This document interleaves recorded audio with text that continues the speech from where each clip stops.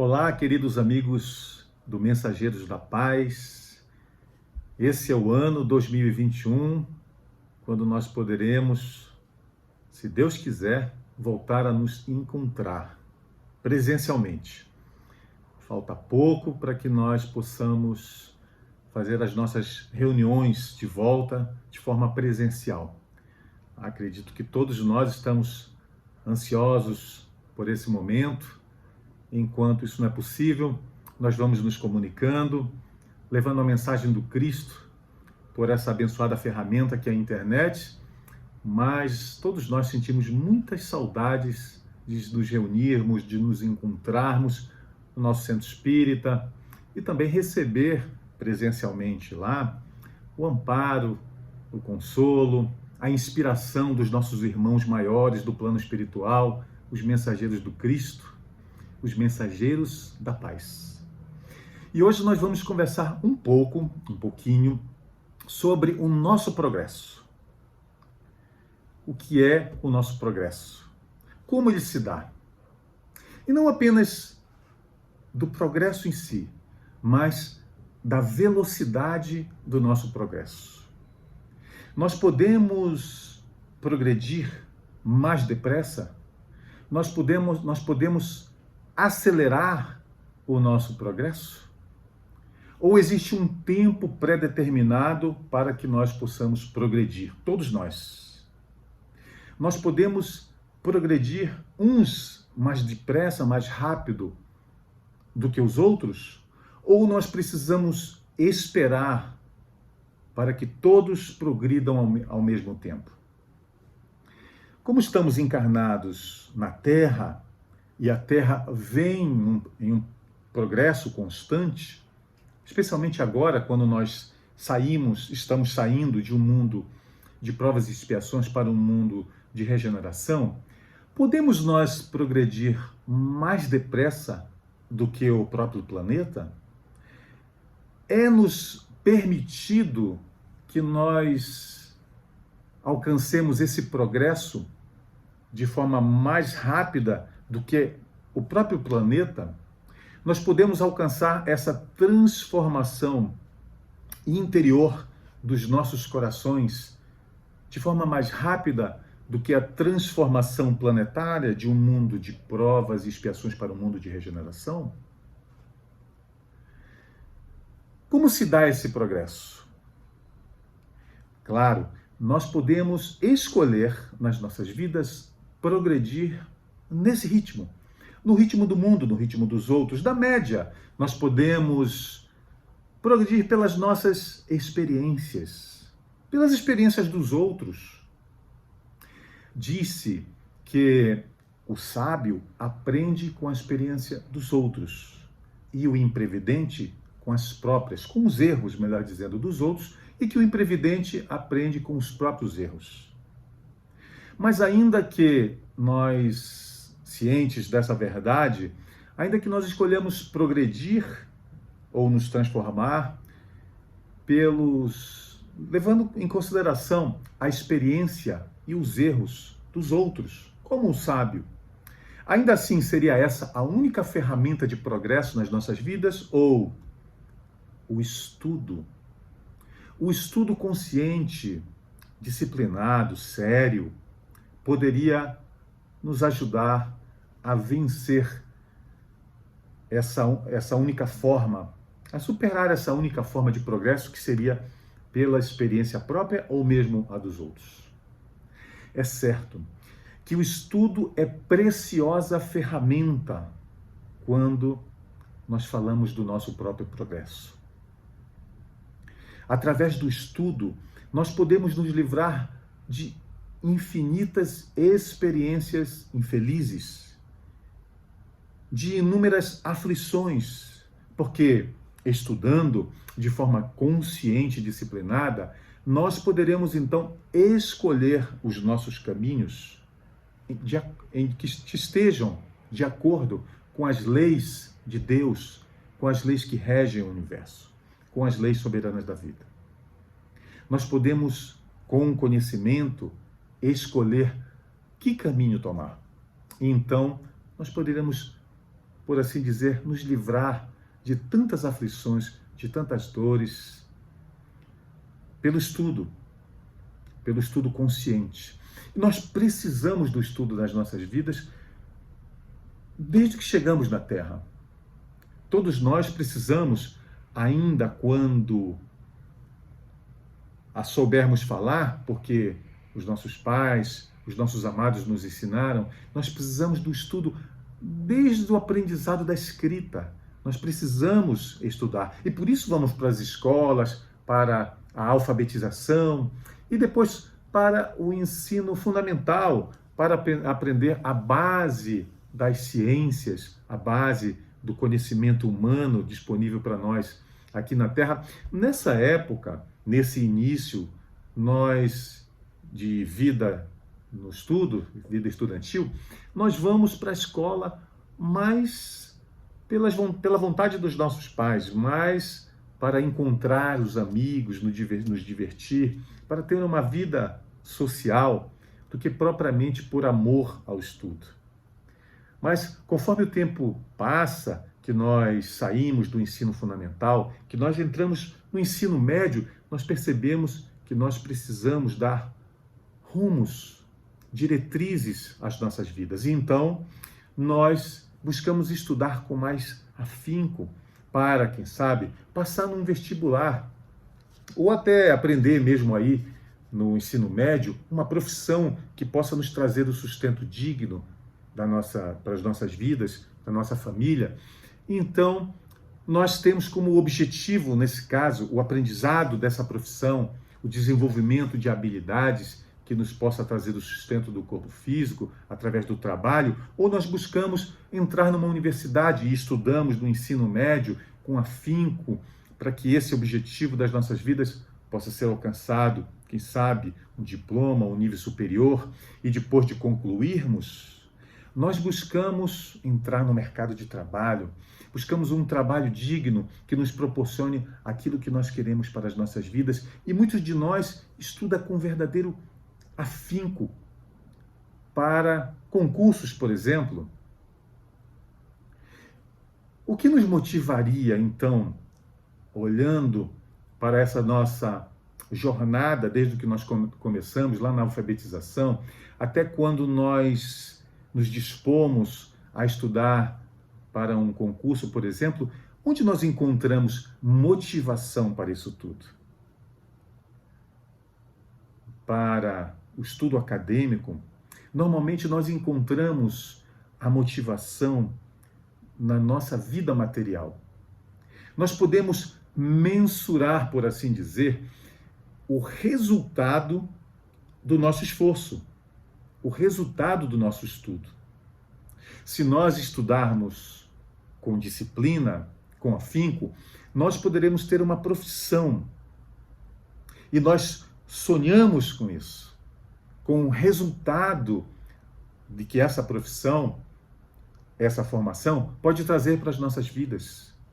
Nas nossas vidas materiais, é muito fácil mensurar quais os objetivos, ou melhor, estabelecer os objetivos e mensurar qual o resultado do nosso esforço. Nós, por exemplo, podemos morar numa cidade, aí muitos de nós assim faz, numa cidade pequena, humilde, e nós desejamos sonhamos com uma profissão cuja formação não esteja disponível naquela cidade. Então, nós desejamos mudar de cidade. E assim o fazemos, em busca dessas instituições de ensino que possam nos trazer, que possam realizar os nossos sonhos. Então, nós nos mudamos para cidades maiores, melhores, com mais estrutura. Quantos de nós não é natural da nossa Curitiba? Ou melhor, da nossa Curilinda, como minhas filhas costumam chamar Curitiba.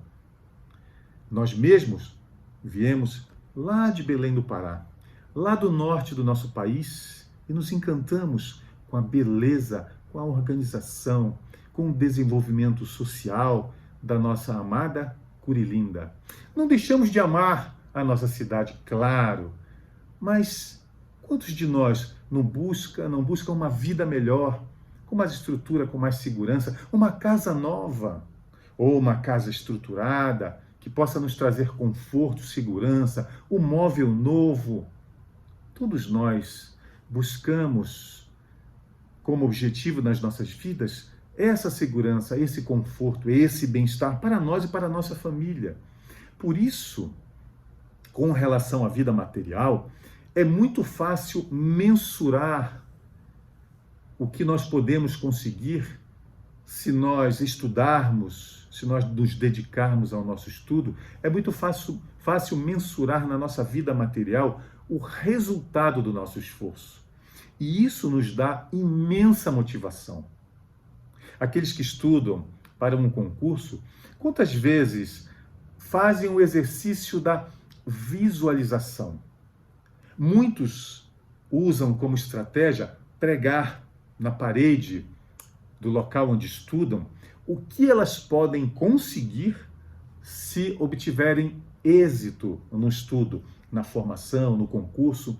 Então elas pregam a casa, o carro ou a cidade para que, quando, durante o estudo, o sono vier, o cansaço, as demais dificuldades, elas possam então olhar para aquilo que elas desejam e aquilo lhes dará grande motivação para que vençam o cansaço, vençam o sono, para que sejam disciplinadas, olhando então aquilo que elas desejam. Mas com relação à nossa vida moral, com relação ao nosso desenvolvimento moral, como nós poderemos alcançar a motivação para o estudo? A motivação para o aprendizado? A motivação para buscar os livros e neles colocar não apenas a nossa mente, as nossas horas, mas também o nosso coração. Como nós podemos mensurar o resultado disso vivendo aqui na Terra?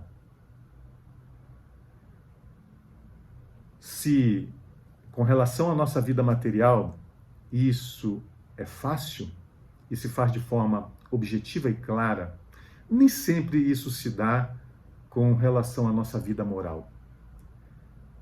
Se o estudo pode me levar a uma cidade melhor, a um lugar melhor, como Curilinda, por exemplo, onde o meu estudo no Evangelho, por exemplo, em que ele poderia modificar a minha vida? Onde eu poderia morar? Eu, ainda que estude com afinco, ainda que busque a minha transformação moral, eu mudaria de cidade? Eu mudaria de estado? Eu mudaria de país na minha vida espiritual? Ou mesmo que eu estude com todas as minhas forças, mesmo que eu me transforme tal qual nos ensinou o Cristo, ainda assim eu teria que voltar para cá, para a terra? E a minha vida ao meu redor? Enquanto, claro, na minha vida material eu posso, obtendo êxito numa formação, em um concurso, eu posso escolher um lugar mais seguro onde morar.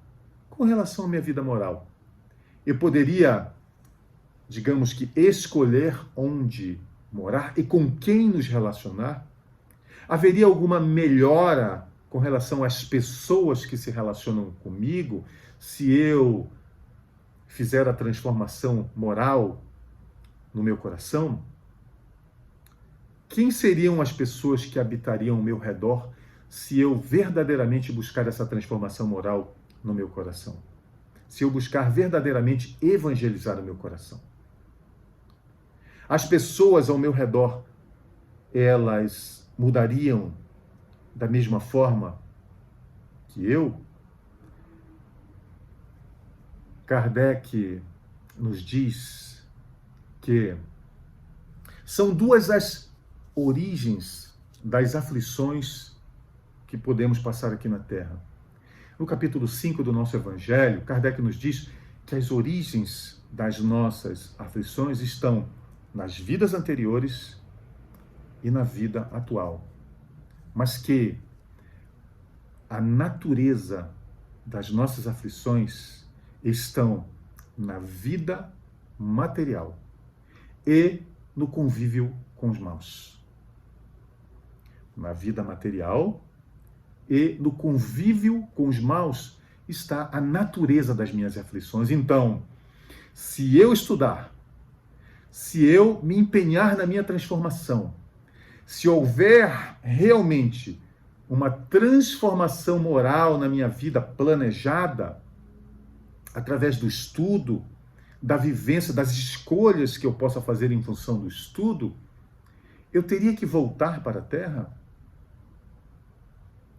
Eu teria que continuar convivendo com os maus? Eu teria que continuar na vida material? Quando nós buscamos o estudo verdadeiramente, quando nós buscamos o conhecimento, esse é um dos primeiros conhecimentos que nós devemos buscar. A motivação. A ciência de que, a consciência de que a motivação é essencial nas nossas vidas. Nós sabermos qual o resultado dos nossos esforços, não apenas na vida material, mas para que possamos fazer a nossa transformação moral, qual o resultado em nossa vida moral do nosso esforço pela nossa transformação moral. É isso que nos ensina o Cristo. Quando ele diz, bem-aventurados os pobres de espíritos, ou seja, os humildes, porque deles é o reino dos céus. Bem-aventurados os puros de coração, porque verão a Deus. Bem-aventurados os brandos e pacíficos, porque serão chamados filhos de Deus. Bem-aventurados os misericordiosos, porque obterão misericórdia. Todo aquele que me confessar diante dos homens, nos disse o Cristo, eu também o confessarei diante do meu Pai que estás nos céus. O Cristo sempre, quando nos ensinou o caminho, a verdade e a vida, antes ou logo em seguida, ele nos disse por quê. Ele nos ensinou a motivação.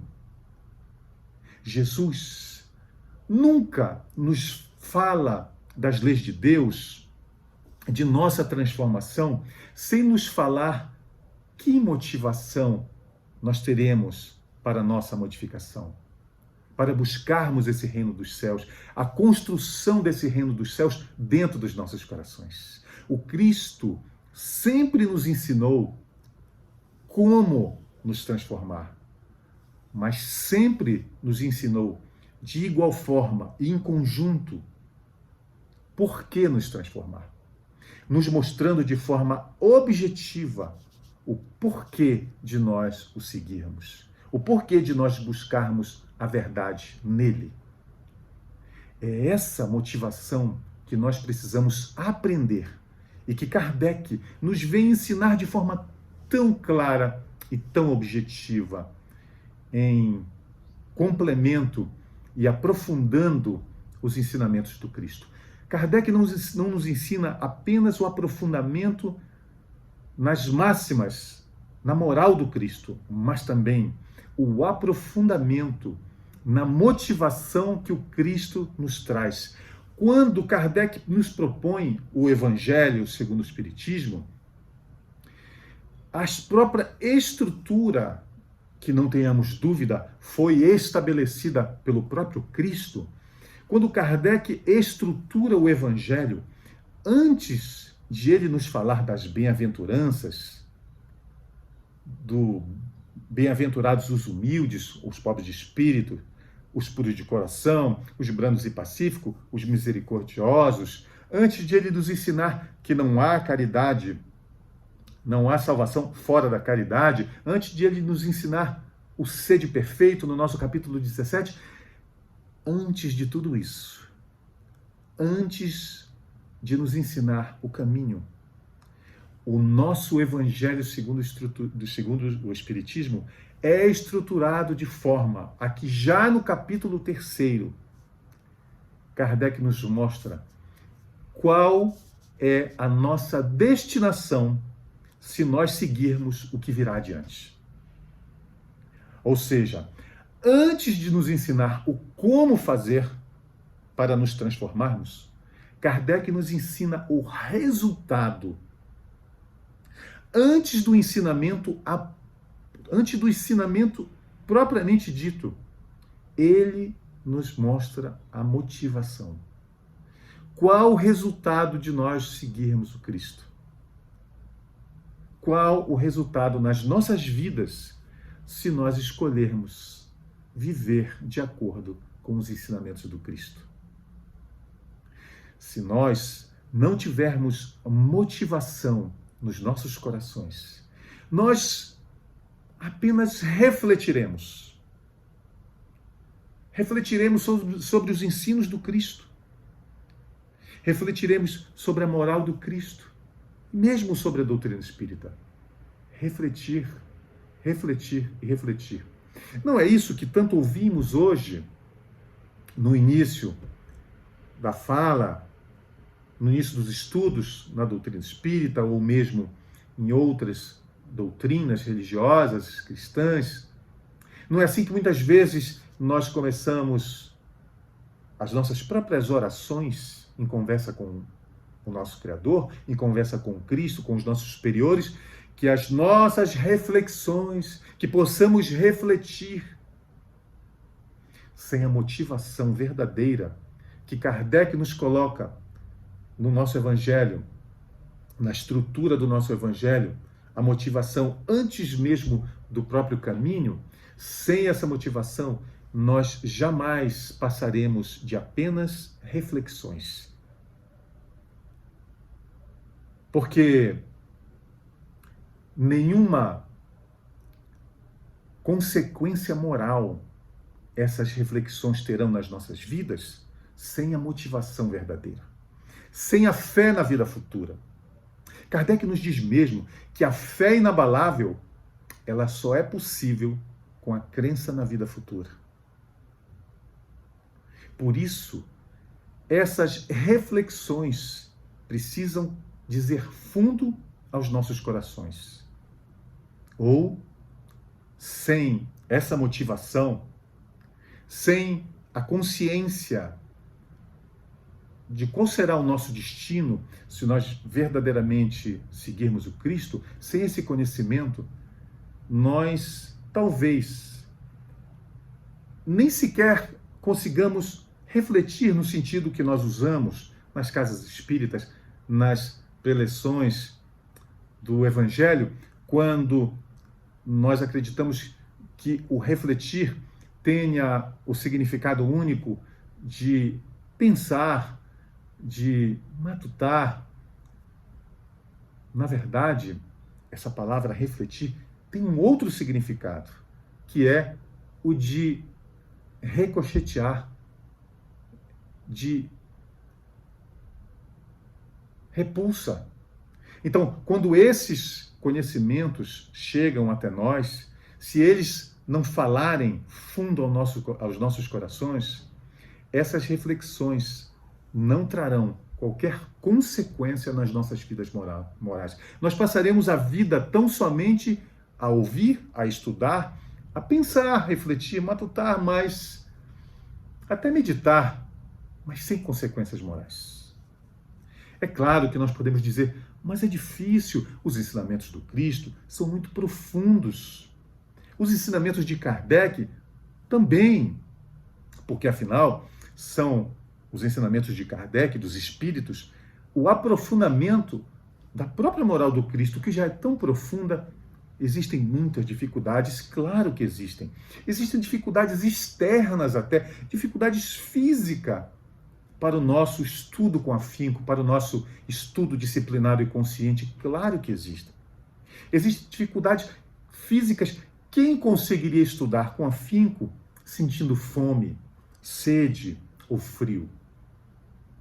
Existe, há muitos anos atrás, décadas até, eu vi um estudo muito interessante de um sociólogo sueco que dizia que fazia uma análise no nosso planeta sobre o desenvolvimento socioeconômico no nosso planeta, nas áreas mais desenvolvidas e menos desenvolvidas, e ele chegou a uma interessante conclusão. As cidades, os locais mais próximos à linha do Equador eram menos desenvolvidos na vida social e econômica do que os locais, os países, as cidades mais distantes da linha do Equador. E ele então buscou durante 10 anos estudar qual a razão disso, o porquê disso, e descobriu e chegou à conclusão de que uma das razões era o intenso calor. É o intenso calor pelo que passam essas cidades, esses locais. E todos aqueles que moram em locais, como nós, por exemplo, lá na nossa bela, mas quente Belém do Pará, sabemos o quanto é difícil entrar numa sala de aula, perto do meio-dia, especialmente, e nos concentrarmos no estudo com 30, 35 graus de temperatura ao nosso redor. Claro que as dificuldades existem externas. Quantos de nós não justifica apenas dessa forma o nosso não estudo, o nosso afastamento do estudo? Eu tenho um grande amigo que ele queria muito passar num concurso para ter uma vida melhor. E um dia eu vi puxar de dentro de uma mala, viajando os dois juntos no nosso trabalho, um saco que fazia um barulho metálico estranho, e eu disse: nossa, isso parece pesado. O que é isso? E ele então abriu para eu ver, era um saco de pilhas. Pilhas daquelas que nós chamamos aquelas pilhas grandes. Eu disse: meu Deus, isso é muito pesado, para que você quer tantas pilhas? E ele então puxou uma lanterna da mochila e disse: para estudar. Nós trabalhávamos muito à noite, sem luz, na época. E ele então disse: eu trago as pilhas para que eu possa ir trocando as pilhas e estudando, já que nós não dispomos de luz o tempo inteiro. Então eu vou trocando as pilhas e vou estudando com a lanterna. E então, lá na selva amazônica, aquela luz atraía muitos insetos. E ele, eu vendo, se debatendo com os insetos, afastando os insetos, mas firme no seu propósito, que obteve êxito.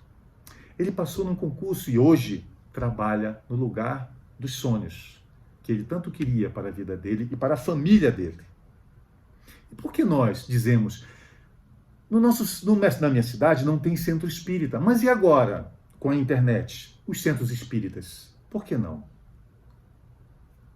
E muitas vezes nós dizemos, esse caminho é até importante para que todos nós dos centros espíritas saibamos da importância de, mesmo quando a pandemia se vá, que nós continuemos a fazer essas transmissões, porque muitas pessoas já realmente moram em locais distantes dos centros espíritas. Daí a importância de nós continuarmos as nossas transmissões pela internet dos conteúdos espíritas, dos conteúdos do Evangelho.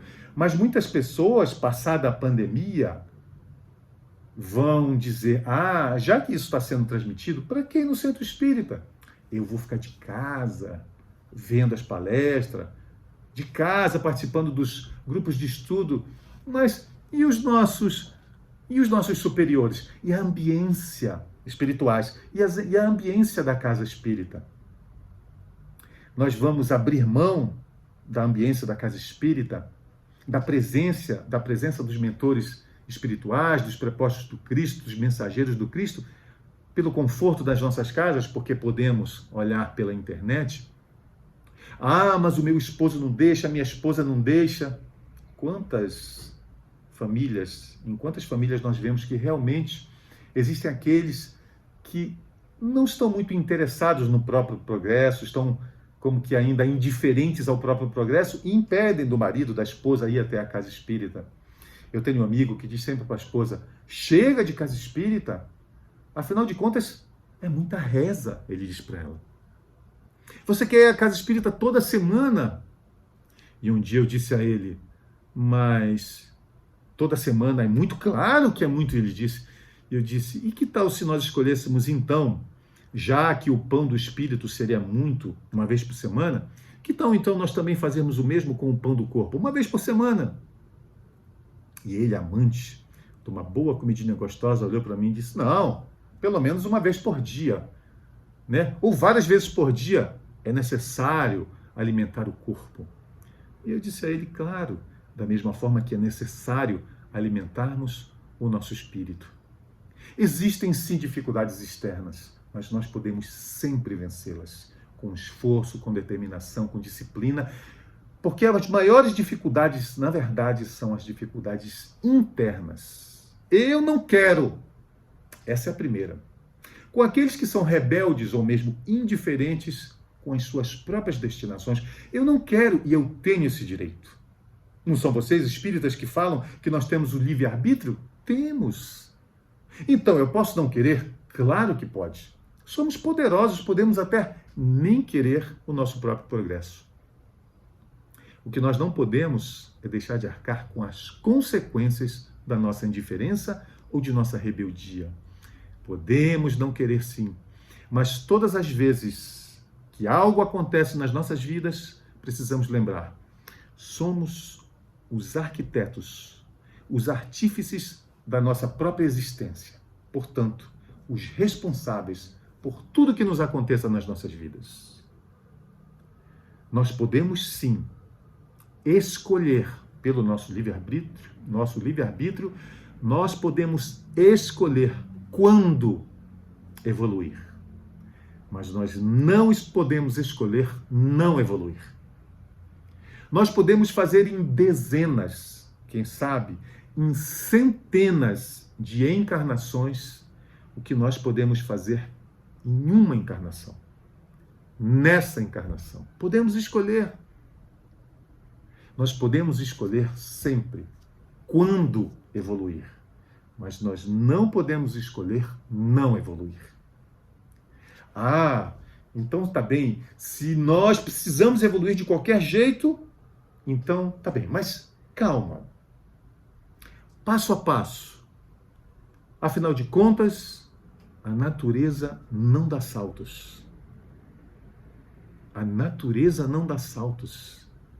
Quantas pessoas são apaixonadas por essa frase? Calma, a natureza não dá saltos. Colocando aí uma mensagem implícita. Porque pedras, árvores, plantas, animais irracionais também fazem parte da natureza e, portanto, a natureza não dá saltos. Como a minha evolução moral daria saltos? Calma. Pouco a pouco. Aliás, esse pouco a pouco, essa frase pouco a pouco, é irmã gêmea da natureza não dá saltos. Como se nós estivéssemos a nos comparar, nós, seres racionais, dotados da razão, que sabemos discernir entre o bem e o mal, entre o certo e o errado, o ético e o não, como se nós pudéssemos ser comparados a pedras, árvores, animais irracionais. Como se nós precisássemos de bilhões de anos para uma pequena evolução. Como se nós precisássemos do mesmo tempo que precisa o carvão escuro e frágil para nos tornarmos o diamante forte e que reflete a luz de Deus. Como se nós precisássemos desse mesmo tempo para evoluir. Será? Ou nós podemos evoluir de forma, dotados de razão, de forma mais rápida, mais veloz do que uma pedra ou do que uma árvore. Podemos escolher o pouco a pouco? Podemos. São os seres, são os espíritos, são as almas ainda em consciência de sono. mas podemos também escolher a consciência de sonho, como nos ensina a benfeitora espiritual Joana de Ângeles. Podemos construir em nós mesmos uma consciência de sonho, de aspirações nobres. Podemos escolher evoluir, porque conscientes de que a nossa evolução depende única e exclusivamente de nós, do nosso esforço, da nossa vontade e do nosso querer. Não dos outros, não do mundo. Não precisamos jamais esperar pela evolução dos outros, pela transformação e pelo progresso de quem quer que seja, ainda que sejam os nossos seres mais amados. Nós poderemos sempre e devemos progredir o mais rápido que nós pudermos. Sem o pouco a pouco, sem a natureza não dá saltos. Nós podemos sim progredir mais rápido do que o nosso planeta. Que justiça haveria em nós nos esforçarmos tanto para evoluirmos na mesma velocidade que a média do planeta necessita? Para que o meu esforço? Para que horas de estudo? Para que colocar em punho uma lanterna, carregar e um saco cheio de pilhas para ler o Evangelho, o livro dos Espíritos, o livro dos Médiuns, a Gênese, o Céu e o Inferno, ou qualquer linda obra subsidiária, mesmo na escuridão, se eu precisasse do mesmo tempo para o meu progresso que precisa a média de um planeta ainda tão inferior quanto a Terra? Onde estaria a justiça de Deus? Não haveria justiça de Deus. E se nós esperássemos e assim agíssemos, aguardando o progresso do planeta calma, pouco a pouco, apaixonados pelo pouco a pouco, grifando onde Kardec fala do pouco a pouco, porque ele se refere aos espíritos ainda não despertos, quando ele assinala o pouco a pouco nas obras básicas, nós, apaixonados por esse pouco a pouco, pela natureza não dá saltos, nós aguardaríamos como o rico imprevidente pelo progresso do mundo, para que nós também pudéssemos progredir. O mal rico, o rico imprevidente, derrubou os seus celeiros e construiu outros novos.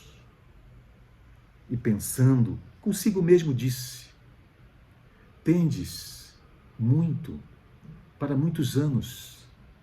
Descansa, come, bebe e folga. Mas Deus então lhe disse: louco, ainda esta noite te pedirão a tua alma. E o que tens, para quem será? Até quando nós estaremos aqui na Terra encarnados? Diante de tudo que acontece ao nosso redor, de tantas pessoas que partem para o mundo espiritual como um passe de mágica, como saber até quando estaremos encarnados nessa abençoada escola de oportunidades que é a Terra? E tudo o que temos, para que será? Porque temos a lei de justiça, temos mais, temos a lei de amor, e temos ainda mais, temos a lei de caridade. Temos o Evangelho, o livro dos Espíritos, a Gênese, o livro dos Médiuns, o Céu e o Inferno. Temos as obras básicas, as obras póstumas. Nós temos a obra subsidiária riquíssima. O que faríamos com tudo isso? O que estamos fazendo com tudo isso? Estudando apenas com as nossas mentes e os nossos corações. Nós estamos realmente estudando, aproveitando tudo isso que Deus está nos concedendo, a doutrina espírita nas nossas vidas. O que estamos fazendo com todas essas riquezas nas nossas vidas? O estudo precisa ser não feito de forma aleatória, com o tempo que nos sobre, mas de forma planejada com relação ao tempo diário do pão do corpo. Da mesma forma que nós alimentamos diariamente o pão do corpo, nós precisamos do pão do espírito diariamente. Por isso, precisamos separar um tempo nosso, diariamente, para o nosso estudo.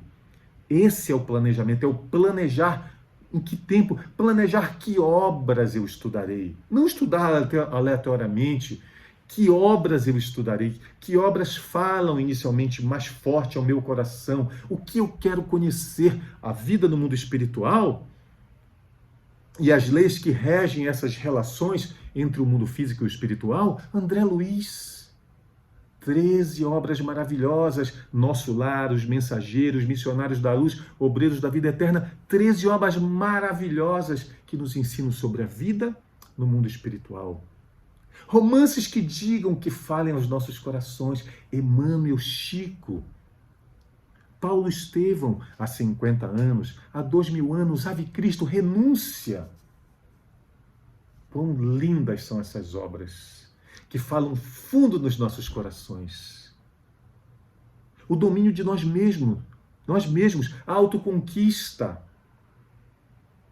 a paz interior, o equilíbrio emocional, Joana de Ângeles, série psicológica, 16 livros riquíssimos, onde nós podemos ali nos encontrar, nos harmonizar, conhecer a nós mesmos, aos outros, respeitando-os, para que nós tornemos as nossas relações saudáveis, para que nós aprendamos a amar aos outros como a nós mesmos, conhecendo, aceitando e trabalhando as nossas limitações, transformando as nossas imperfeições em virtudes, compreendendo, exercitando de compaixão e de caridade para com as limitações dos outros. Joana de Ângeles, quantas obras que precisam ser estudadas de forma planejada, disciplinada, porque nós mesmos podemos estabelecer o quando e o que estudaremos. Precisamos de disciplina para continuar estudando, para colocar em prática aquilo que nós mesmos estabelecemos. Nós precisamos de assiduidade, porque na formação intelectual, o aluno que falte em demasia, que ultrapasse o que é estabelecido por cada instituição de ensino, pela lei, ele é colocado automaticamente, ele se coloca de fora, para fora da instituição. Nós precisamos de assiduidade também no nosso estudo do Evangelho, das obras básicas, das obras subsidiárias. Precisamos de perseverança, porque diante dos problemas nós vamos, não adianta, eu estudo tanto, vejam o que acontece com a minha vida, eu não tenho apoio da minha família, a minha família não compreende, os meus amigos não compreendem que eu preciso, que eu quero me transformar. Perseverança, perseverar no bem. Nós precisamos perseverar no bem. Nós precisamos perseverar no estudo. É ele, é o estudo que nos libertará. Nós precisamos estudar sim para a nossa formação. E isso é bom e importante para as nossas vidas. Mas nós precisamos estudar também para a nossa transformação moral. Não ajunteis tesouros apenas da terra e apenas na terra, onde o ladrão rouba e a traça come. Nós podemos ajuntar livros nos nossos celeiros. Nós podemos ajuntar saber, o belo, conhecimento, cultura, que transformam as nossas vidas. Nós precisamos estudar de forma consciente, não apenas com a mente, mas com os nossos corações. E nós conseguiremos, quanto mais nós estudarmos os ensinamentos do Cristo, a moral do Cristo, mais nós aprenderemos a amar os ensinamentos do Cristo, porque nós veremos o que ele é capaz e o que ele efetivamente faz nas nossas vidas. O Cristo. Nós aprenderemos a amar o estudo quando entendermos as promessas do Cristo, quando nelas acreditarmos, porque nelas veremos a transformação nas nossas vidas. Conhecereis a verdade, e é essa verdade que nos liberta. Nos liberta da ignorância, nos liberta da matéria. É essa a maior promessa do Cristo.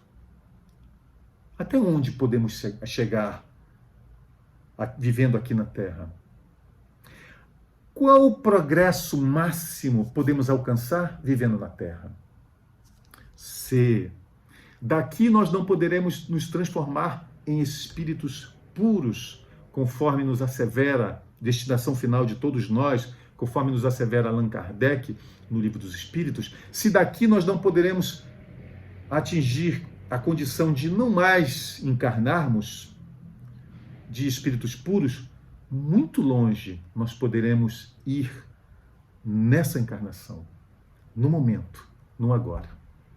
Por isso, aproveitemos, queridos irmãos, todo esse verdadeiro arsenal que Jesus, que Kardec coloca nas nossas vidas agora, para que nós possamos alcançar patamares superiores de vida, locais de moradia muito mais felizes do que esse que nós moramos hoje. Para que nós possamos alcançar o porto seguro da existência imortal, imaterial. Imaterial? Poderemos nós sair daqui da Terra pelo estudo planejado, ainda que seja disciplinado, assíduo, perseverante? Podemos nós sair daqui para uma vida imaterial? Poderemos passar a encarnar em mundos imateriais, ainda que precisemos encarnar? Será? O que nos diz Kardec sobre isso? No capítulo 5 do nosso Evangelho segundo o Espiritismo, bem-aventurados os aflitos. Deve sempre o homem lembrar de que se encontra em um mundo inferior, ao qual está preso apenas, somente pelas suas próprias imperfeições. É o que nos diz Kardec e diz ainda: a cada vicissitude, cumpre-lhe lembrar de que, se tivesse em um mundo superior, isso não se daria. E que, complementa Kardec, depende única e exclusivamente de si não voltar para este mundo. Trabalhando, completa Kardec, pelos seus esforços, trabalhando para o seu progresso. Depende única e exclusivamente de nós. Capítulo 5, qual é o item mesmo em que Kardec nos dá esse precioso ensinamento? Capítulo 5, item... Vamos estudar?